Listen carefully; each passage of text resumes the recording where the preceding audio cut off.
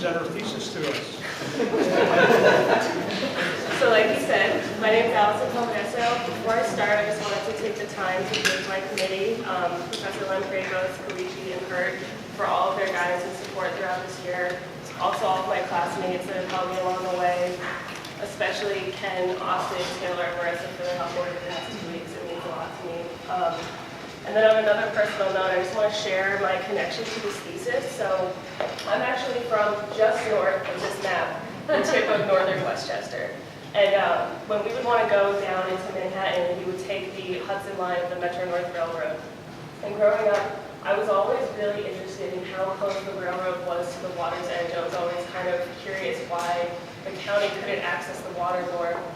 And as we moved further south on the train towards the city, I started to notice that that edge did grow, but it began to be populated by these abandoned industrial buildings. I always thought they were beautiful, but I always thought I would never be able to access that. Why can't the county access the water? And it kind of led to this growing interest in this regional condition. And the kind of crown jewel of this industrial promenade was the Wentworth Power Plant for me, which is the building of focus for this thesis. So I'm going to just show a quick video to kind of get at the aura of what that experience is. So this is actually the train moving from south to north on the Metro North Railroad. So you see this is, for example, an abandoned biotech building. You see that the Hudson River is still used to move trade. There's bridges that go nowhere. There's trains. There's all these different flows happening on this edge of the water. And here is the majestic and beautiful Wentworth Power Plant. I just wanted to give that to kind of really encapsulate the experience I've had in my personal connection to this thesis.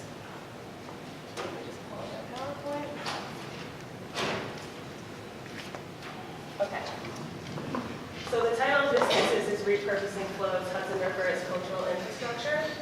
And like I said, it kind of grew from this interest in this one building, but it ended up becoming a thesis about multiple scales. And again, this building really encapsulates that issue of how there's a railroad and then there's this space between with abandoned industry, and this is that focus for this thesis. So the problem I've really identified and researched throughout this process is that edge, like I said, between water and city.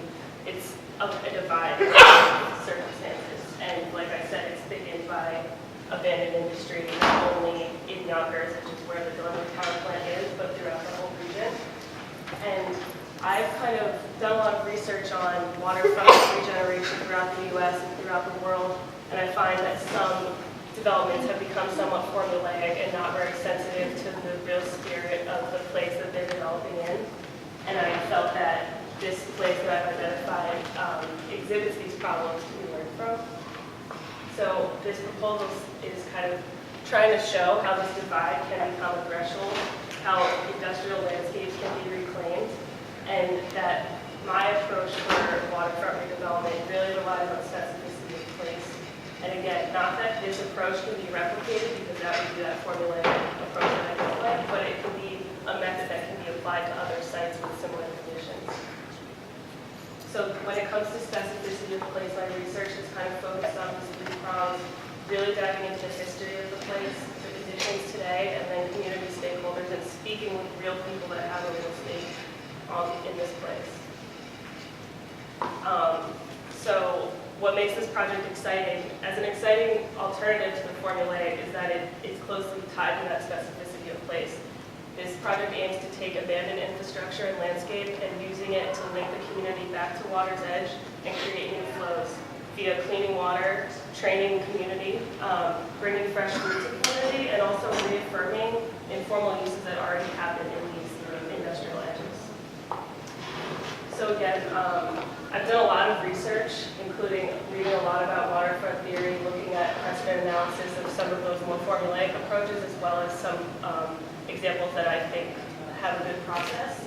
A lot of historical research, and I've spent a lot of time speaking with people and interviewing people, and I really wanted to maintain multiple scales that kind of got similar lessons from throughout this thesis. So the scales, like you see pretty clearly on the board, the region, city, site, and building. So the place for this is the lower Hudson River Valley. Yonkers, New York is the city, and the site is Northwest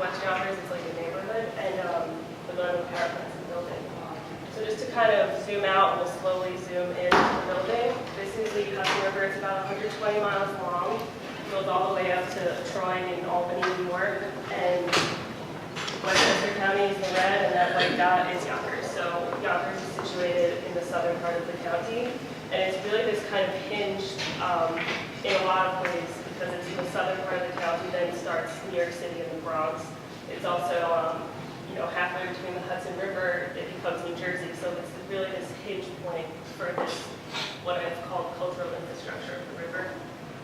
So again, just orienting you. This is more zoomed out, seeing where the power plant and the county are, and then where the power plant is here. And again, just looking at the way people began to map this river over time. So the Hudson River was formed by a tidal ford 26,000 years ago, and that's really what carved out this fertile Hudson River Valley that we're talking about, and it also made these really kind of more drastic Palisades cliffs that are further south. And another interesting quality about it, since it's near the mouth of the Atlantic Ocean, it's actually a tidal estuary, and its tides change twice a day. So again, this thesis about flows is interesting, and even the river changes flows twice a day. It was discovered in the 1600s by Henry Hudson, and it was really the main artery, like the gateway into the New World. It was a way to access fertile land and then still be close to Manhattan. And in the 17 and 1800s, this pristine landscape was inspiring authors, like the author of Sleepy Hollow wrote his book, The Lower Hudson River Valley, and the Hudson School of Painters. And then things started to change with industrialization. So the railroad was a major thing of creative change, So it was built in 1851 along this edge, and you can just see in these next few slides, you can trace this line of the railroad and see how this edge starts to pull out from it and take shape. So you can see how they're making really hard edges as you build out. And building on the water for industrial purposes is really a need of necessity because it was used for transportation and also an outlet for waste. So a lot of this mapping was kind of identifying, for example, when different parts of this site appeared. So there's a train station that literally stops right at the Glenwood Power Plant. That first appeared in 1895. In 1900, Yonkers was thriving with all these different flows of transit. There was a trolley line, which basically the car replaced. There was railroads, there was school buses, there was everything. In 1900, literally just across the way from the Glenwood Power Plant, the Palisades Interstate Park was formed by Teddy Roosevelt. And the cliffs used to be a quarry site. So the fact that there's already this example of a reclaimed industrial landscape across the way is almost this precedent for how we can start to interpret the other side. So this is kind of when the power plant enters in from stage left. It was built between 1904 and 1906, designed by Stem and Reed, the same people who did Grand Central Terminal. And it was built in the response to the electrification of the rails. So basically, this literally powered the trains going into New York. So again, when you think about that hinge point, it was literally powering these things that really fed this major metropolitan area. And then it kind of went through a string of owners and got sold to Con Ed, put on standby, and eventually closed in the 70s. And what I've discovered through kind of like ethnography type research is that there's a lot of informal uses at the building now. People shoot music videos there. I saw like somebody, I don't know, there's a lot of things happening there. And most notably in 2007, it was just recently purchased by Leland Gorin of Gorin Group, and she's planning to develop it. And I'm going to go a little bit more into that later. So again, even though the river was being used for industrial uses, there was also this still recreational presence on the water. So you see, this was a steamline route that people regularly used to go up county. So at this time, rather than everyone trying to go into the city, people were often trying to get out of the city. And then this is the first time the Glenwood Power Plant appears on the Sanborn maps. So you can see again, it kind of grows out from here. And so you can see that this part of the land wasn't present yet. At first, they just built out what they needed. And also, pretty notably, this land grew out because this was the train yard for the New York Central Railroad. Again, that rail line that this power plant was powering. So, just to hammer the point that there was kind of industrial uses, but still simultaneously a lot of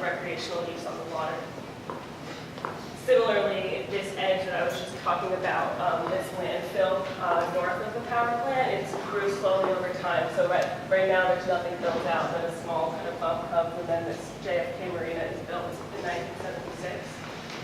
And this is one historical image I was able to find after a lot of digging when the power plant wasn't active, but you can kind of see it while there's still glass in it because when I went to the site now, all the windows have been removed. Fast forward about 50 years, and Westchester County is making efforts to occupy this edge.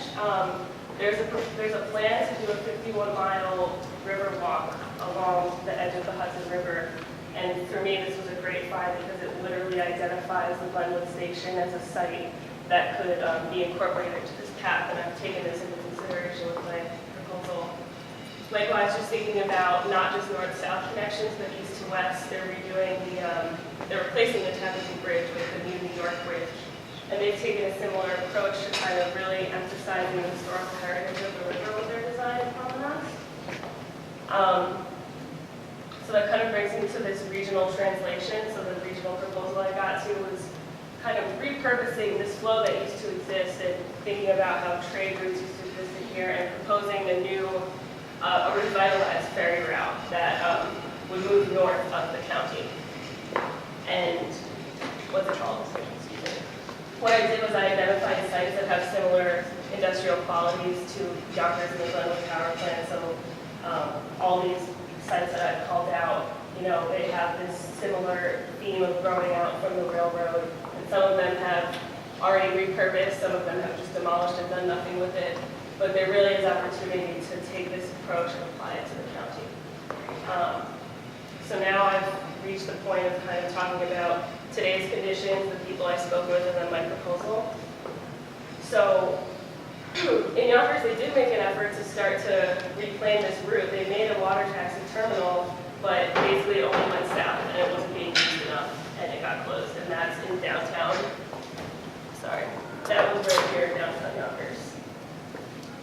And similarly, in downtown Yonkers, they decided to, they recently daylit the Sawmill River, which is a river that kind of flows this way into the Hudson. So this is kind of to show that Yonkers does have an attitude to like repurpose some past urbanistic mistakes, if you will. And then this brings me to the proposal that Gordon Group has that I mentioned. And what they're proposing is a luxury hotel, spa, convention center for the metropolitan area. Clearly some pretty drastic changes to the building also. Similarly, there was a proposal also in 2007 to occupy this space that I designed, and they called it the Alexander Street Master Plan. This is 112 acres of waterfront property that is a brownfield right now. And again, that's that space that was the New York Central Railroad trade yard.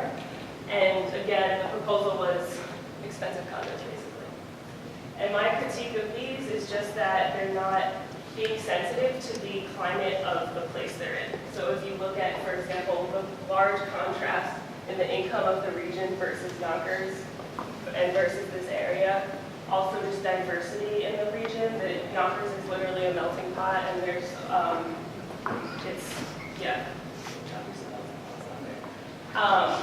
environmentally, I looked at environmental conditions of today also. So there's a 100-year floodplain running right through the site. Clearly that wasn't really considered with that Alexander Street Master Plan I was talking about. And when it comes to the existing uses, so not only is the Glenwood Power Plant abandoned, but this is an abandoned biotech building from the 60s. This is an abandoned social services building. These are all kind of like abandoned industrial stalls. And then these white spaces are just huge parking lots for school buses right now. And walking through it, I was literally flabbergasted that this type of real estate would be used for parking school buses. And again, I talked about that brownfield. So this stretch of land is very walkable. It's probably about 1.5 miles. Probably take about 45 minutes to go from downtown up to the power plant, which I think is a nice Saturday activity. So I'm going to move over to these boards because it's bigger and easier for you to see. But these two boards are really a translation of the problems that I identified into the proposal. So this is a diagram really about access versus barriers to the waterfront, and also just identify the people I spoke to and how they tie in with this urban problem. So I spoke with the president of Riverkeeper, which is an organization that, aims to clean the Hudson River. And he was saying that there's basically a problem with fecal matter contamination in the Hudson, believe it or not. The PCV problem is more north. But what happens is, since there's a lot of combined sewer outflow systems, when it rains, all of the sewage and the stormwater combined, they outfall into the Hudson, and unfortunately, Yonkers has the most outfalls in the whole county. So this helped me inform what I'll get to. I'm just going to keep talking through these problems. There's also examples of, so for example, you can't get over the railroad here, even though historically there was a bridge that let you access those industrial buildings. Now that's a bridge to nowhere, it's literally cut off. This empty brownfield, like I've already explained, used to be occupied by that train yard. I've spoken extensively with the planning director of Yonkers about the Alexander Street development, about the climate of Yonkers, and he was saying that the Alexander Street master plan that I had just spoken about didn't consider property lines or environmental considerations, and that's kind of a major shortcoming. I also spoke with the architects who did do the proposal for the downtown redevelopment. So all of these things helped inform my proposal, as well as just kind of looking at this area and almost, I would kind of make the argument that this neighborhood is somewhat of a food desert. There's not really access to fresh produce, and so my proposal for the urban scale is a connected, cleansing, and productive waterfront park. So what this scheme does is it basically starts at the north, and the idea is that it's knitting north to south and east to west. So right at the northern tip, that's actually where there's already a river keeping water quality testing site. So that's the part where I'm going to start to pump water in and filtrate it through and clean this Hudson River water. This kind of explains that process. And I looked at, for example, Bhutan Park and Woosong Park as precedents for that. And the idea is that the water is kind of dirty and gets cleaned, and that the building acts as this hinge between cleansing and then productivity. So the clean water gets channeled through this gap that used to be and through the site. Additionally, I kind of picked up the lines of that, the train yard party as lines that could be grown on for produce, also pathways, and then I proposed 2 new bridges, again, to kind of reinstate those flows that used to exist, but now they're flows for the community rather than for industrial uses. Okay, sorry about the around so much.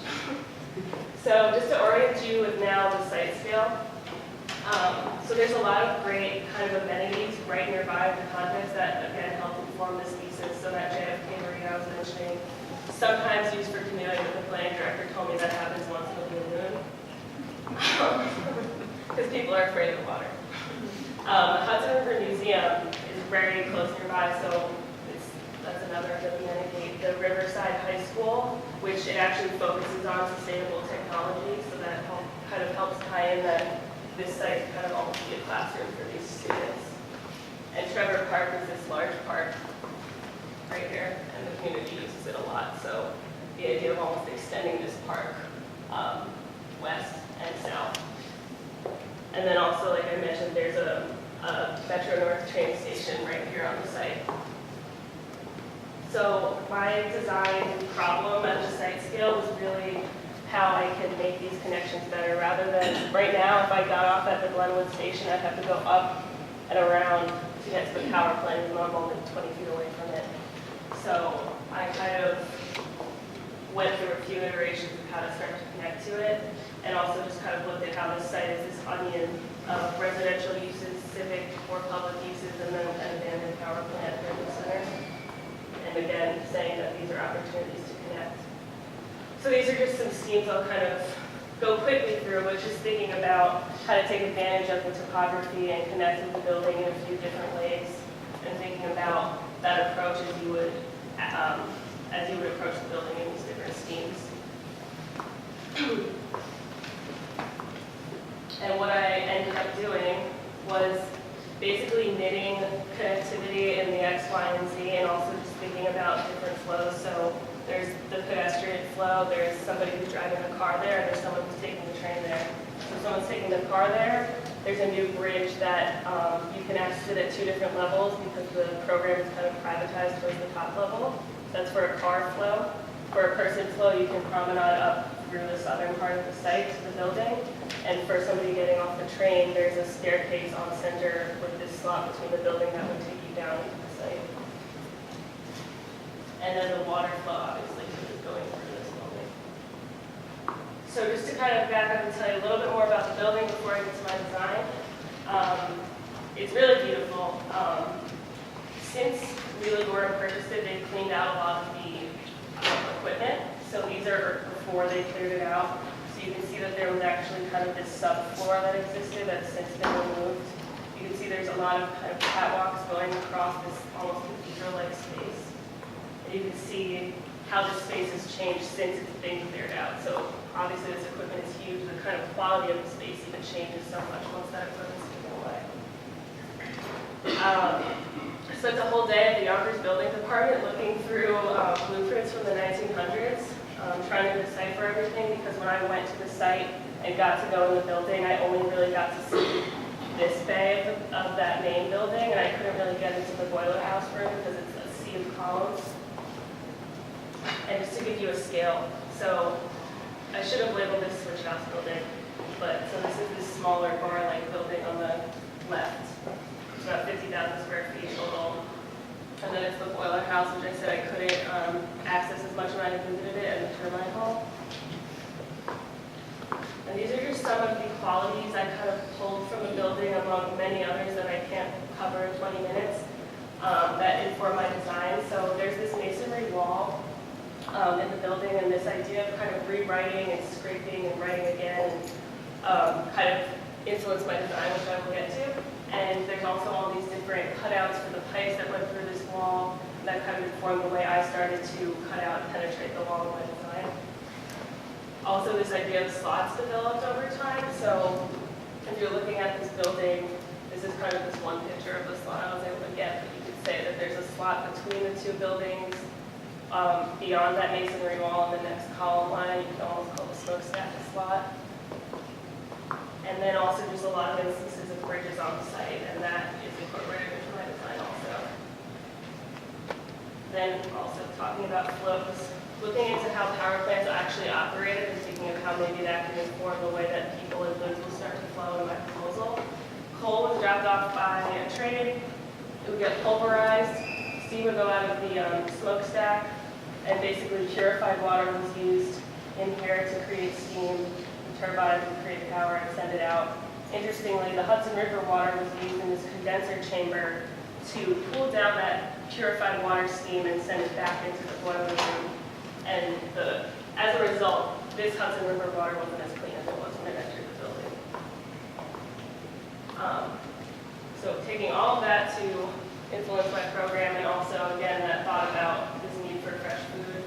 And then my conversations with the director of the Nepperhan Community Center, who basically directly told me on the phone that they have so many people trying to get involved and trying to participate in the programming, but they don't have the space. And to me, the power plant is the exact inverse of that, that there's no people there because you can't access it, but there's a ton of space. So this helped influence this hybrid program I created. So what I proposed is the bar building, that's the switch house building, is a trade school, with the uppermost level being residential units. Those could be affordable housing units. I didn't get into the financials as much as I would have tried. This is the turbine hall, is largely a recreational space for the community. And then when you get into the boiler room bay of the building, I've called it Glenwood Market, and basically the program gets more formal as you go up. So the lowermost level is like a farmer's market, informal market, then teaching kitchens, and then a restaurant on the uppermost level of it to allow for use of the Hudson. So I'm going to move over to my boards now. Sorry.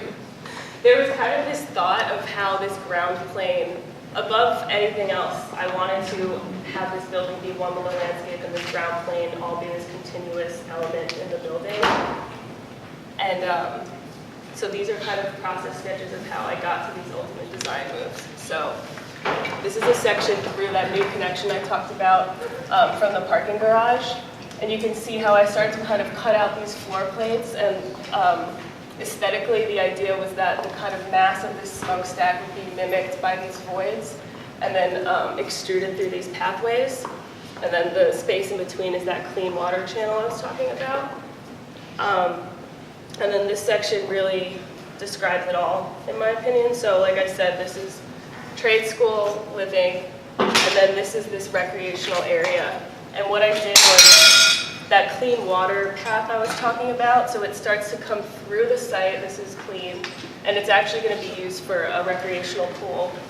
And then it continues to flow through into that channel. I kind of maintained that idea of that subfloor I had mentioned and raised the recreational gyms one level. I wanted to maintain the quality of that monumental space I was talking about, and I thought the use of an aerial track is also kind of that ode to those catwalks I was talking about. In occupying that slot, I put circulation, so stairs kind of wind in and out and start to penetrate through this wall, similarly to how the pipes for the power plant processes used to do that. Also in this slot was the idea of not only using river water, but also rainwater. So rainwater can be collected from here, filtered through. Gray water can be used for different uses in the building, and it can also be used to irrigate those crops further south in the site plan. And then I just wanted to kind of compare that the idea is really that these flows have been repurposed. And then these are just some perspectives before and after. These are on the board, but I just wanted to show the before and after. So this is kind of that desolate brown field right over here, looking north. And it can become this fertile, exciting, activated land. This power plant can become occupied and it can be a destination for people. This abandoned space could become, again, the quality of the space remains, but the uses get repurposed. And this is where that informal marketplace will take place, and the trade school. So in conclusion, this method has resulted with the integration of building into landscape. The idea is you're kind of attaching to existing infrastructure and making new infrastructural flows to clean water, support urban agriculture, provide recreation, and really support the surrounding community, aiming to make connections in all axes. And with that, I would like to open for questions.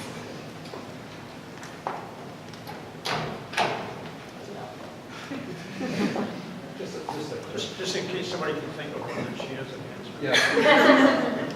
How far up is the tunnel? All the way up to Troy, it changes twice a day. So it's pretty high up. It is pretty crazy. So you got your water source in the living path. Correct. One way. So how do you handle that? Yes.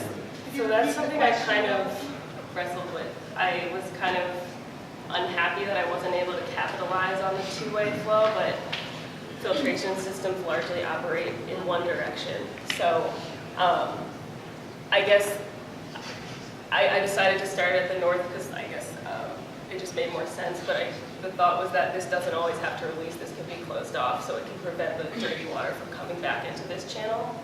But I had wanted to make it work both ways. No, you can do it with the water dam Yeah. system. That's a great idea. How much is that type of thing? I don't know exactly. I think like a few inches. If it's going all the way up to Troy, it's Yeah. And do you know how much you're lifting the water at that northern end? It doesn't have to be terraced that much because basically it could use pipes to aerate the water, so it's largely flat.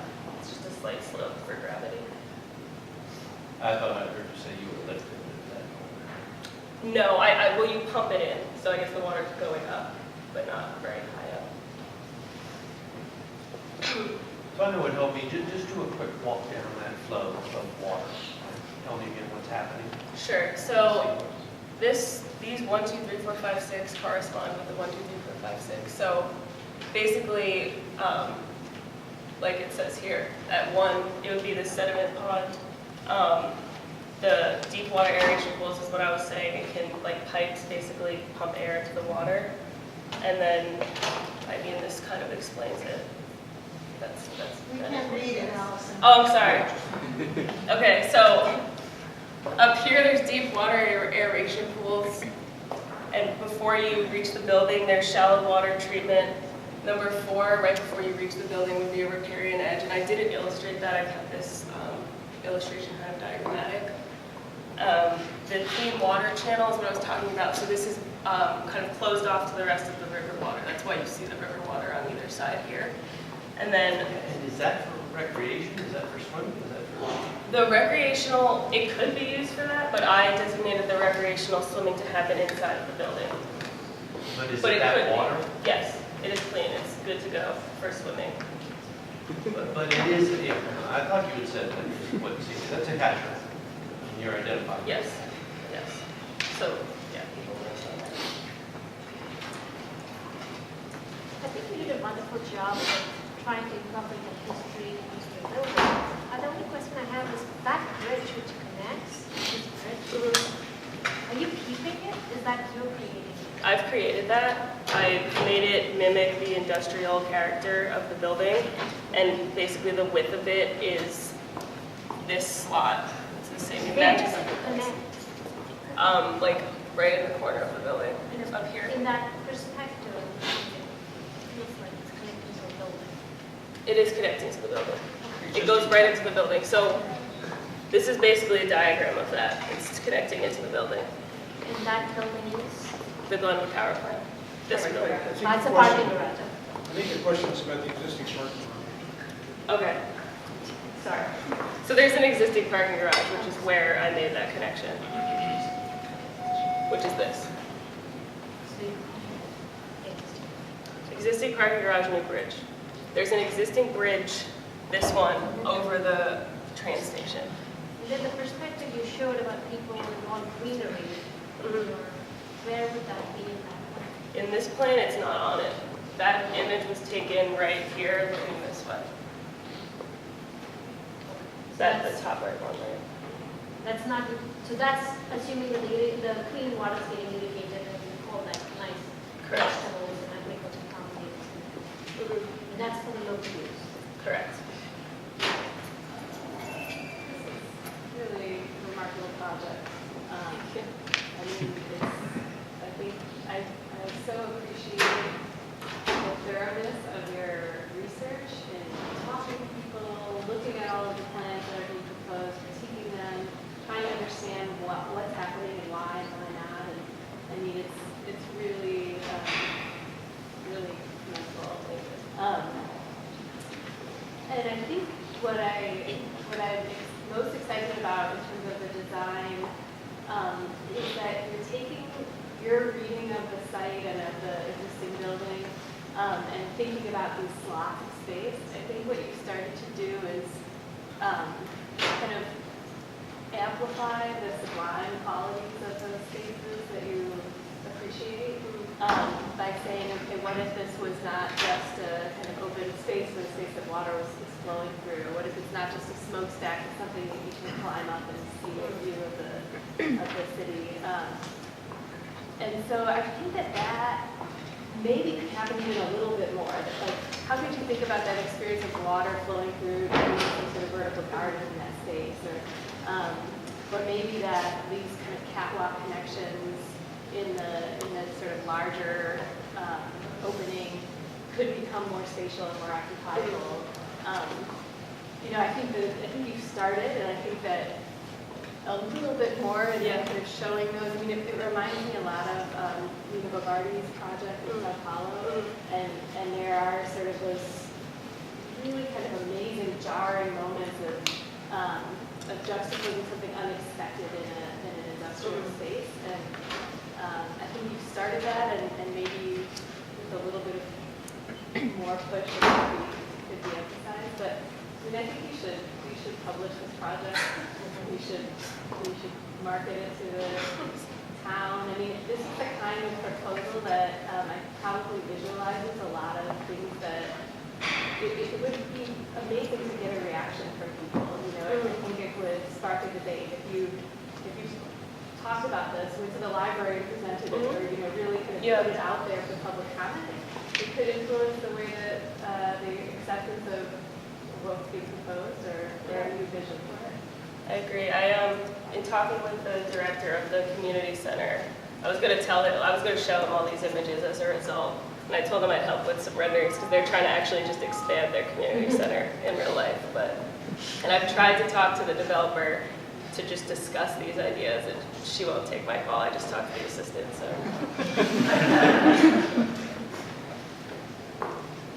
Don't give up. Okay. Don't Keep give up. trying. That's the beginning. They have to say no. Okay. Don't give up. Keep trying. Well, you should listen to her. She told me this unbelievable story at lunch about developing some sustainable house project or whatever. And the whole story was about the fact that every single person told you no.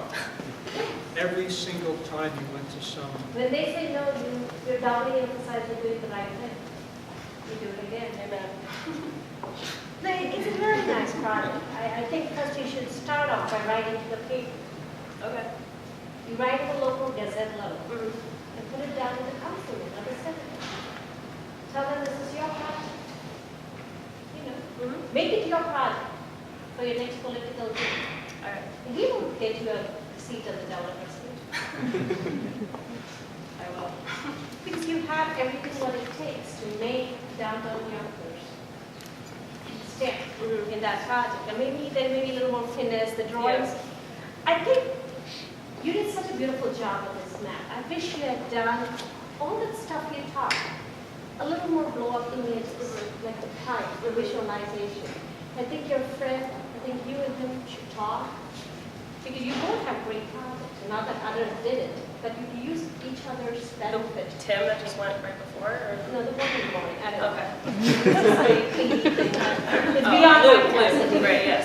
But that will really help with your project and walking and Right. how the water is flowing and to help you. Right. Because these people, these developers are not going to listen. Right. They're saying, I did a thesis. Right.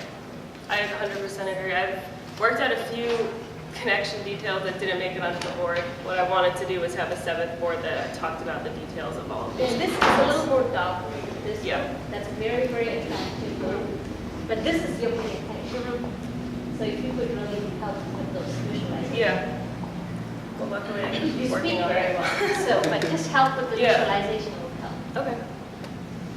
Allison, when you were talking X, Y, and Z, I was imagining Z is coming like vertically, and it seems like the stacks are kind of an interesting opportunity too, but you didn't talk a whole lot about it, but I think throughout the process you explored some ideas. Could you maybe talk about the ideas and what you have in mind for the stacks, if any?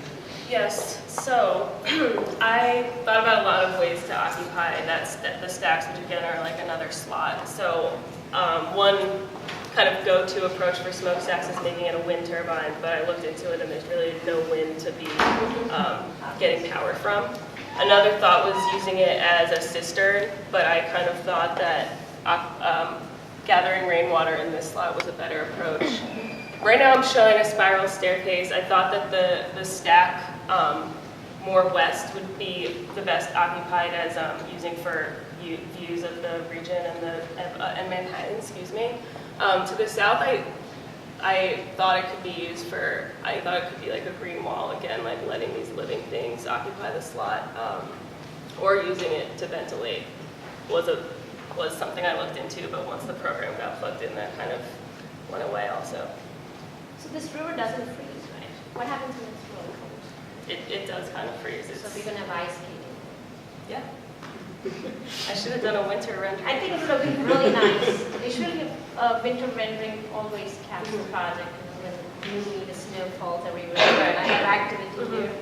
Winter and a nighttime one. Yeah, that would really help your project. Now, the only other question I have is, since this building is so, I guess it's like how many years old? It was built in 1906. So it's 100 years old. So are you planning to keep the facade and just do the whole thing? Or? Yeah, so the facade is in good, basically the structure is good to go, like it's been analyzed by engineers, and I haven't altered, I had a really light touch on the building. So some might say I should have been a little bit more aggressive, but I basically just made some windows, doorways, and I really liked the arched windows in the facade, so largely it's staying the same. I think it would be an interesting exercise for you, because I do think you've been very polite. I have, yeah. Very reverent. And I think it would be an interesting exercise to say, what would the hyperbole of your project be? Like, if we were to take everything and just make it over the top. Right. Because then you might find a few things Right. that are like magnification That's a good point. would help. Not everything, but I think doing Right. that exercise would maybe eliminate some Yeah. possibilities. Like when I was designing for the site, I had some kind of crazy options. I just let myself go crazy, and then a hybrid grew from it. So if I had done the same thing for this, maybe a hybrid in between, not too extreme. Yeah. So the tide is not going to go inside the building, correct? The what? When the high tide comes? No. The water come up? No, that wouldn't work. Just to mention one such detail that I think there's a huge amount of thinking there that is not quite coming out. I'm sure it will as you Yeah. continue to develop the drawings, but that wall with the murals on one side, which are all kind of, basically it's a collective artwork, right? And this incredible stair that you've created, which only shows up in the axonometric at a very small scale, threads through that wall, right? And kind of pokes through at different levels, which I guess you see in the section. It should have been bigger. But I think, You see it right here, this is the stair. Yeah, the point that your review just made about amplifying those details and materiality will only help to support what you've done so far. I like the evenness of what you've done from analysis to design. It all has a very thorough feel. I think that's excellent perspective. But it'd be a wonderful design tool to see how much farther you can take it, amplifying it, Dennis said. But I also think it's a beautiful drawing that is very accessible, that people understand easily. And so I think it's terrific. My comments about the landscape and the water would be the same. I think you could push it a lot farther, think about different ways water can course. You have the chance here to control the flow, elevations. And so, it's a little timid, I think, in the way you modify its flows along this northern part. It seems like it could take on a much different characteristic as it comes to meet the building, whether it's a delta or multiple rivulets. I think you can enrich that. I don't quite understand that just the simple kind of dirty water on the east side of the hatchery. Right. If that wouldn't really be a riparian garden, a water garden, something that's cleansing the water, Yeah. but also adding a visual amenity and something rich Right. to the clean water. Right. As opposed to looks like. Yeah, maybe I emphasized the dirty water too much, because I am proposing to make that edge softer, so the water would be getting, cleaner, just wouldn't be the most purified one that is going through the site, so I guess I just Yeah, I wanted see to it be- more in the little rendering you have down here. It Yeah. almost does look like riparian plantings that are part of the water treatment cleansing. Right. But it's a very nice format for what could be a much more intricate design and where that water goes. So there's a physical element and a cleansing system. Actually, I'd just like to encourage you to push for, I think you are too simple. There's tremendous recreational potential here for the site. As you go through the steps of water cleansing, it's also working in the east-west direction as well. So you have to think about how it picks up from the tracks on the other side and works its way down through the same system to get into the pool. I'd like to encourage you to think about this as the building beginning to express itself both in the north and south directions, to filter out and to engage the landscape more rather than just sitting. Because I could see wonderful restaurants and other things at this location, but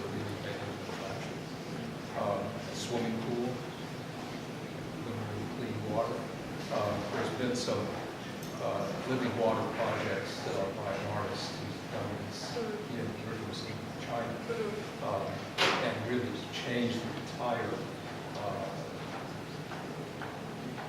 people thinking about it. It's also been done in other places where actually in one of the Netherlands, where they blocked off a portion of the river and changed it to a so those are some models to look at. The other thing is, I wish this could begin to extend itself back into the community. Because the railroad track is still being thought of as an area.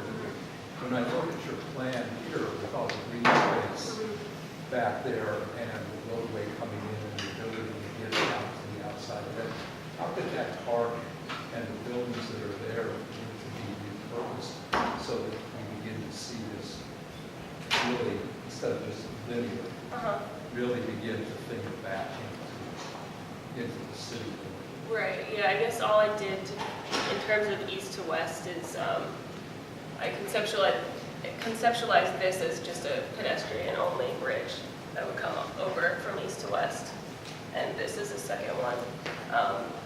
But you're saying like reclaiming this space as something? That's right. Yeah. But really begin to take all of those opportunities, because there's a lot of parking lots. Right, exactly. It could be thought of as the beginnings of the infiltration system. Right. And think about it that way. So you really begin to engage in how the streets, so in other words, how do you take the water out of the confined system and get it onto the surface so you can deal with it? I had a couple of questions and thoughts. Allison, I wasn't clear if the project was kind of a model project using this building and this site for cleaning the water, or if you were imagining that this kind of thing could happen as part of the whole development along that's being planned along the water that you mentioned. You're saying cleaning the water along that whole 50-mile stretch? Yeah. I wasn't proposing that. So I would suggest you That consider could, that, right? So I've grown up in New York and remembering Pete Seeger and the Clearwater, the impact that boat had. I think that's what it was called. Yeah, that's what it's called. Going up and down the Hudson River and talking about cleaning the water. And my father actually had a blow-up kayak that he would kayak from Manhattan to New Jersey to get to work, right? I never went there. But the idea that boat and that thing had a real impact on how people thought about the Hudson River and its potential for cleaning. So it seems to me that this isn't a one-off, that it's something that it would be different strategies in different places, but that it could be a proposal being integrated if it's not already, because it may already be in that plan of thinking about the waterway. The other thought that I had was I would love to see a rendering of this at night. When I was a student at RISD, across the river was this incredible power plant. And that building lit up at night was such an icon. And so I think you've thought about night uses, but that is also, thinking about that relationship to power and the image of it illuminated. I mean, Mia spoke about the snow, right? But thinking about when you're making these renderings, they can be very impactful, and the Hudson River does freeze sometimes, so that's another piece of it. And then the last thing, if you haven't already looked at it, Alvaro Siza's swimming pool, I believe it's in Porto, I visited a long time ago, is exquisite. Did you look at that? I know. So it's a different condition, right? It's next to a road. It's just a short section down, but it's next to, I believe it's the ocean there.